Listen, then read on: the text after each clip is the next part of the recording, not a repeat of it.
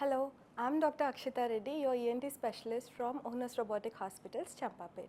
ఈ వీడియోలో అలర్జీ ఉన్న పేషెంట్స్ చేసే కొన్ని కామన్ మిస్టేక్స్ అండ్ వాటిని ఎలా ప్రివెంట్ చేయాలి అని డిస్కస్ చేస్తాను. ఫస్ట్ థింగ్, బెడ్రూమ్లో డస్ట్ని కంట్రోల్ చేయకపోవడం.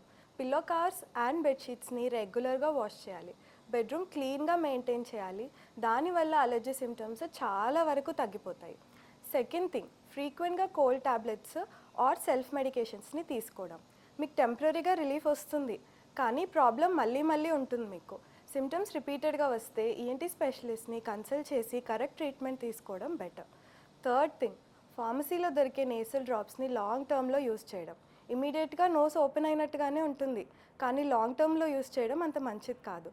మీరు ఈ సింపుల్ ప్రికాషన్స్ ఫాలో అయితే అలర్జీని కంట్రోల్ చేసుకోవచ్చు. ఇవి కనుక మీకు కంటిన్యూ అయినట్టుగా అనిపిస్తే అప్పుడు ఈఎన్టీ స్పెషలిస్ట్ని కన్సల్ట్ చేయడం better. I'm Dr. Akshitha Reddy, your ENT specialist from ONUS Robotic Hospitals, Champapet.